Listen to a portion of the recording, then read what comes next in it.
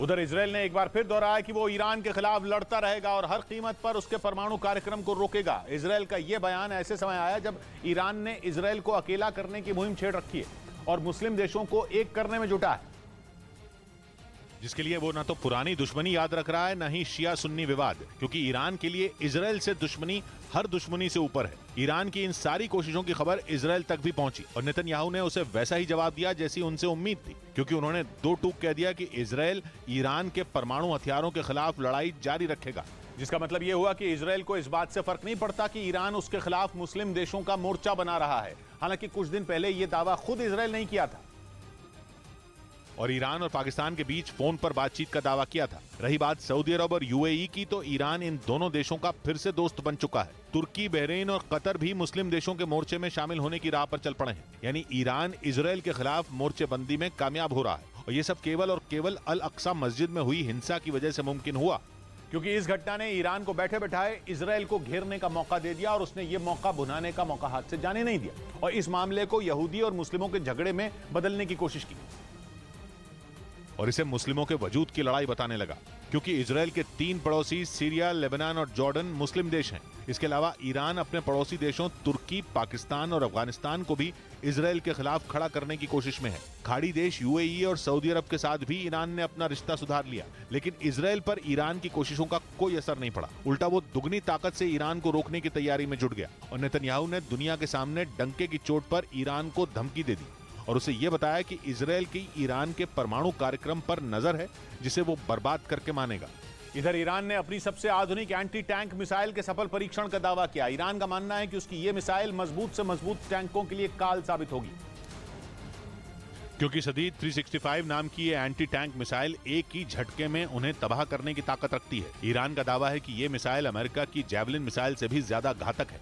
इसके परीक्षण का जो वीडियो जारी किया गया, उसमें एक टैंक के ऊपर लगे लॉन्चर से निकली मिसाइल ने हवा की रफ्तार से अपने टारगेट की तरफ उड़ान भरी।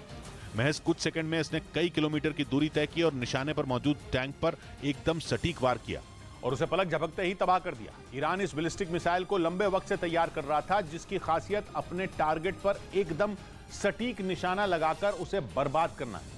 ईरान का दावा है कि यह मिसाइल 8 किलोमीटर के दायरे में तबाही मचा सकती है। सीधे जाकर यह टैंक के ऊपरी हिस्से पर वार करती है, जो टैंक का सबसे कमजोर हिस्सा माना जाता है। ईरान का दावा तो यह तक है कि सदीद 365 बड़े बड़े डिफेंस सिस्टम को भी चकमा दे सकती है। ईरान के मुताबिक परीक्षण के दौरान इस मिसाइल ने रडार की पकड़ से बचकर डिफेंस सिस्टम को भी तबाह कर दिया, इसलिए ये ईरान की अब तक की सबसे घातक मिसाइल मानी जा रही है। इस बीच पाकिस्तान के पंजाब प्रांत में अहमदिया मुस्लिम समुदाय की 118 साल पुरानी मस्जिद में कुछ लोगों ने तोड़फोड़ की, जिसका एक वीडियो सामने आया, जिसमें वहां कुछ लोग रात के समय मस्जिद पर धावा बोलते दिखे। मस्जिद पर चढ़े एक आदमी ने हथौड़े के वार से उसकी मीनार को तोड़ दिया, जिसके बाद उसका मलबा जमीन पर बिखरा दिखा।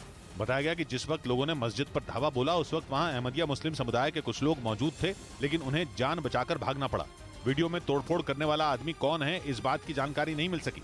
पाकिस्तान में पिछले 5 महीने में किसी अहमदी मस्जिद पर यह छठा हमला था। इससे पहले फरवरी महीने में पाकिस्तान के कराची शहर में अहमदी मस्जिद में तोड़फोड़ का वीडियो पूरी दुनिया ने देखा था। असल में पाकिस्तान में अहमदिया समुदाय को मुसलमान माना ही नहीं जाता, उन्हें अल्पसंख्यक गैर मुस्लिम धार्मिक समुदाय का दर्जा दिया गया है। इधर पुलिस सूत्रों ने दावा किया कि एसटीएफ गुड्डू बमबाज के बेहद करीब पहुंच चुकी है। उमेश पाल हत्याकांड के बाद से ही पुलिस को गुड्डू मुस्लिम की तलाश है, क्योंकि उस हत्याकांड के दौरान गुड्डू मुस्लिम ने ही वहां बम फेंककर दहशत फैलाई थी। सूत्रों के मुताबिक फरार होने के दौरान गुड्डू मुस्लिम मध्य प्रदेश के देवास में रुका था और वहां से वो अतीक अहमद के बेटे असद से संपर्क कर रहा था। सूत्रों के मुताबिक एसटीएफ को यह जानकारी उस आदमी ने दी जिसने गुड्डू मुस्लिम को रुकने के लिए जगह दी थी। उधर खुफिया एजेंसियों के सूत्रों ने उस हवाला रूट से पर्दा उठाने का दावा किया, जिसके जरिए अतीक और गुड्डू मुस्लिम पाकिस्तान की खुफिया एजेंसी आईएसआई तक पैसा पहुंचाते थे। पुलिस सूत्रों के मुताबिक रिमांड के दौरान अतीक ने यह बात बताई थी कि वो आईएसआई से हथियार मंगवाता था, जो पाकिस्तान से पंजाब पहुंचते थे और वहां से उन हथियारों को यूपी लाया जाता था। पुलिस सूत्रों का दावा है कि फर्जी कंपनियों के जरिए आईएसआई को पैसा पहुंचाया जाता था और अब खुफिया एजेंसियों के सूत्रों ने उस रूट से पर्दा उठा दिया जिससे आईएसआई तक पैसा पहुंचता था। खुफिया एजेंसियों के सूत्रों के मुताबिक हवाला के जरिए पैसा पहले लखनऊ से मुंबई भेजा जाता था, वहां से बेंगलुरु और फिर नेपाल के काठमांडू होते हुए दुबई पहुंचता था। बाद में दुबई से अबुधाबी होते हुए पैसे को पाकिस्तान के कराची से इस्लामाबाद भेजा जाता था। खुफिया एजेंसियों का दावा है कि गुड्डू मुस्लिम के इशारे पर यह सारा काम होता था। इस बीच चीन की सेना में एंटी एयरक्राफ्ट सिस्टम का नया बेड़ा शामिल किया गया। यह दावा चीन के मीडिया ने किया। वहां के अखबार ग्लोबल टाइम्स ने एक तस्वीर के जरिए यह दावा किया। दावा ऐसे समय किया गया जब ताइवान के मुद्दे पर अमेरिका और चीन जंग के मुहाने पर खड़े हैं और किसी भी वक्त युद्ध का सायरन बज सकता है, जिसके बाद इंडो पैसिफिक रीजन में जंग की सुनामी आ जाएगी, जिसमें दो महाशक्तियों की सेनाओं का आमना सामना हो सकता है, क्योंकि चीन और अमेरिका ने लगातार ये संकेत दिए कि वो युद्ध के लिए तैयार हैं। चीन के अखबार ग्लोबल टाइम्स का नया दावा भी उन संकेतों में एक है, क्योंकि दावा किया गया कि चीन की सेना में एंटी एयरक्राफ्ट सिस्टम का नया बेड़ा शामिल किया गया, जो चीन को हवाई हमलों, खासकर ड्रोन अटैक से बचाएंगे।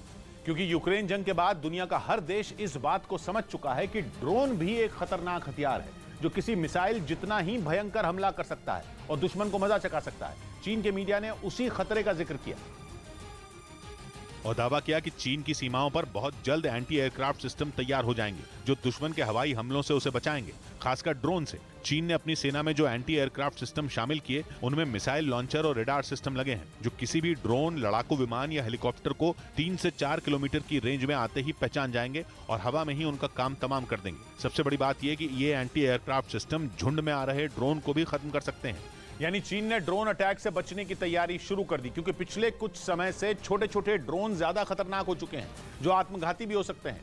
यूक्रेन जंग में इस्तेमाल हुए ईरान के आत्मघाती ड्रोन इसकी जीती जागती मिसाल हैं।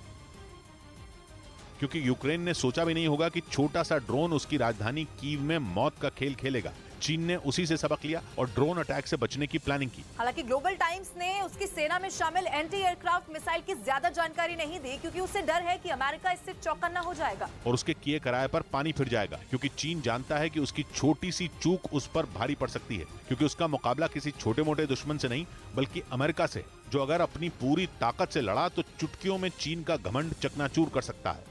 इधर पाकिस्तान के खैबर पख्तूनख्वा में जमीन खिसकने से एक बड़ा हादसा हो गया। वहां जमीन खिसकने के बाद पहाड़ का एक हिस्सा ढहकर रास्ते पर आ गया, जिसके मलबे में करीब 20 ट्रक दब गए। पाकिस्तानी मीडिया के मुताबिक इस हादसे में 2 लोगों की मौत हो गई, जबकि 8 लोग घायल हो गए। यह हादसा अफगानिस्तान सीमा के पास पाकिस्तान में खैबर पख्तूनख्वा प्रांत के तोरखम इलाके में हुआ। जानकारी के मुताबिक जिस सड़क पर हादसा हुआ वो पाकिस्तान और अफगानिस्तान के बीच व्यापार का अहम रास्ता है। उधर पश्चिमी मीडिया ने दावा किया कि पहली बार रूस के राष्ट्रपति पुतिन जंग लड़ रहे अपने सैनिकों से मिलने खरसोन पहुंचे। यूक्रेन ने आरोप लगाया कि इसके बाद रूसी सेना की तरफ से भीषण हमले किए गए, जिनमें एक आदमी की मौत हो गई जबकि 6 लोग घायल हो गए। पश्चिमी मीडिया के मुताबिक पुतिन ने खरसोन में एक रूसी सैन्य अड्डे का दौरा किया और सैनिकों से मुलाकात की। बताया गया कि इस दौरे के दौरान पुतिन अपने वायुसेना के कमांडरों से भी मिले।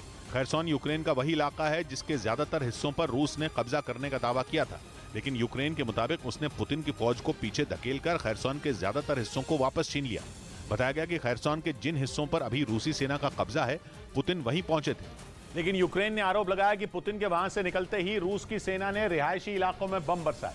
बताया गया कि इसके बाद यूक्रेन ने भी हमले तेज कर दिए ताकि रूसी फौज को सबक सिखाया जा सके। इतना ही नहीं, पश्चिमी मीडिया का दावा है कि यूक्रेन अब खरसोन में रूसी सेना के कब्जे वाले इलाकों में बड़े हमले की तैयारी में जुट गया। बताया जा रहा है कि वो खरसोन में अपने सैनिकों की संख्या बढ़ा रहा है, ताकि रूसी फौज पर ऐसे भीषण हमले किए जाएं कि वो पूरे खरसोन को छोड़ने के लिए मजबूर हो जाए, क्योंकि खरसोन की लड़ाई अब यूक्रेन के लिए मुसीबत बनती जा रही है।